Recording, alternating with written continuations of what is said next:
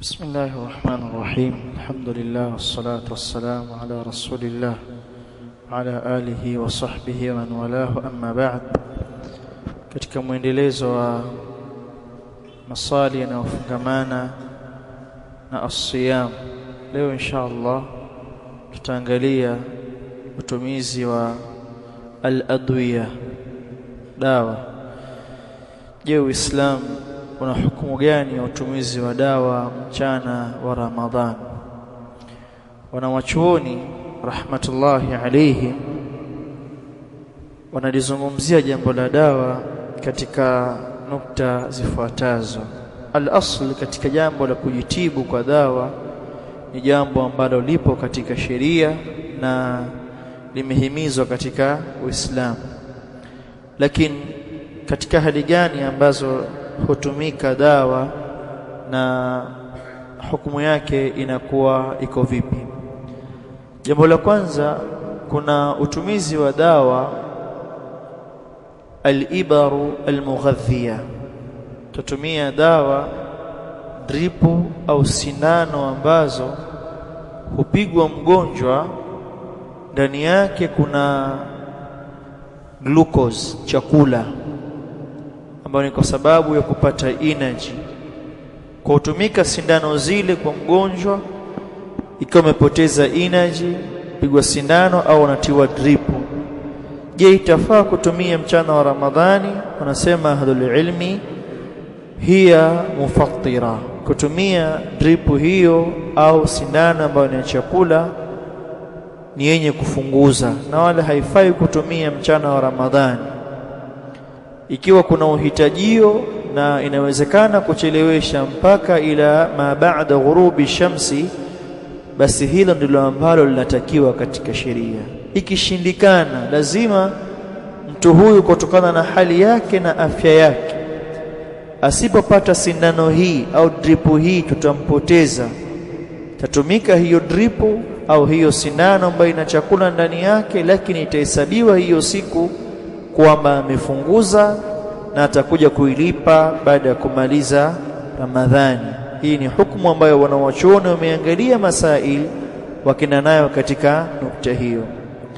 Ama kutumia al-ibaru ghairu al-mughadhiya, sindano au drip ambayo haina chakula ndani yake kwa ajili ya dawa, labda mtu ana matonsis, anatakiwa achome sindano mkononi au hapa sehemu ya mkono ya bega, na anaingiziwa ndani yake maji ya dawa kwa kutumia ile sindano. Je, hili linafaa katika sheria?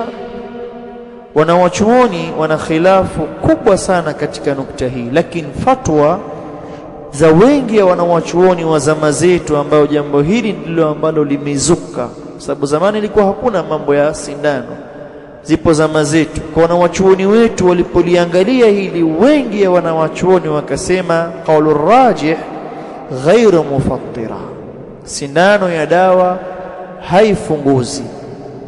Hiyo ndio kauli rajih. Anapohitajia muislamu kupiga sindano kwa sababu ya maradhi aliyonayo, basi itafaa kupiga mchana wa Ramadhani na saumu yake ni sahihi.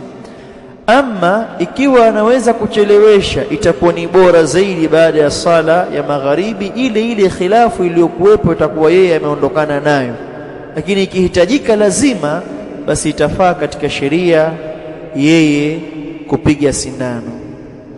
Nukta tatu, kusaidiwa damu au kuchangiwa damu. Mgonjwa amefunga, anahitaji kuchangiwa damu. Je, itafaa? Yule aliyechangiwa damu saumu yake ikoje?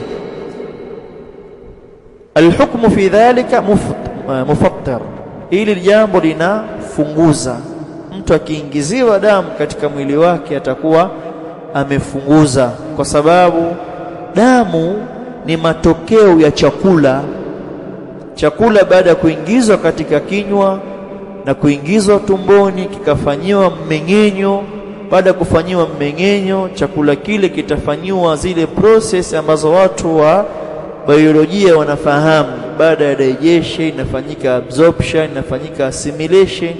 Chakula kinasafirishwa kupitia katika damu. Kwa damu ile ambayo ina chakula akiingiziwa nayo mgonjwa mithili ya aliyekula, hukumu yake wanasema na wachuoni fahuwa, mtu atakuwa fi hukmi al-akil, ni hukumu ya mtu aliyekula, istafada min aklihi, aliyepata faida kwa chakula chake.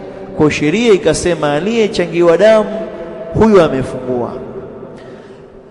Ni ipi hukumu ya kutoa damu kwa ajili ya kufanywa uchunguzi? Mgonjwa kafunga, atakiwa atolewe damu ikafanywa uchunguzi.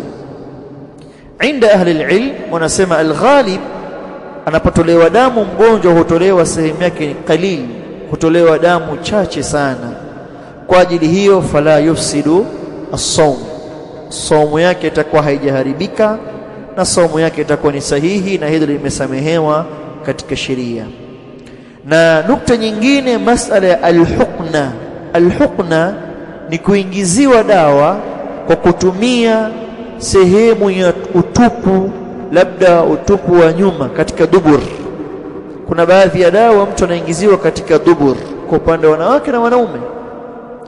Na mwingine watoto wadogo wakipanda temperature sana, kuna kuwa na kidonge fulani anaingiziwa katika sehemu yake ya haja kubwa ambayo temperature hushuka kwa haraka.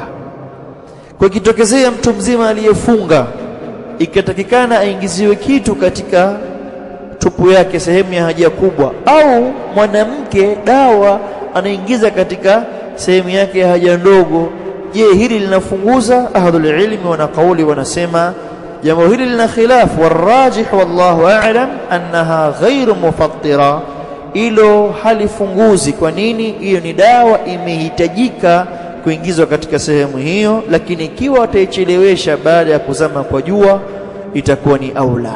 Na nukta ya mwisho kwa leo insha Allah, utumizi wa matone, kwa maana kutumia dawa za alqatra puani, machoni na masikioni. Labda jicho linamuma mtu akaambiwa atie vitone vitatu, au sikio au pua.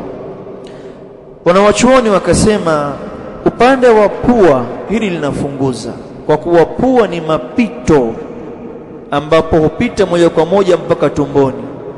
Kwa teketia tone kwa sababu ya maradhi ya mafua mfano wake au pua, akatia matone kwenye pua yake, huyo amefunguza katika sheria.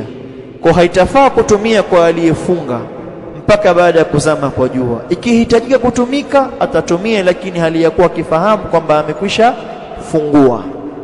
Ama kutumia matone kwa sikioni pamoja na jichoni, warajih inda ahli alilmi, kauli yenye nguvu mbele ya wanawachuoni, annahuma ghairu mufattiratain, vitu viwili hivi havifunguzi.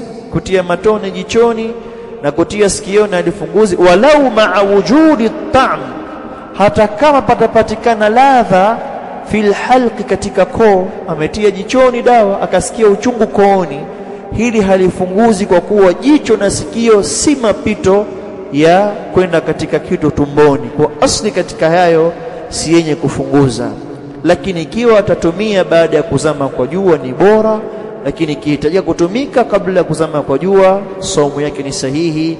Na hayo ameyataja wanawachuoni rahmatullahi alayhim. Wa naktafi huna wallahu a'lam. Kama kuna swali hajafahamika sehemu, tafadhalu.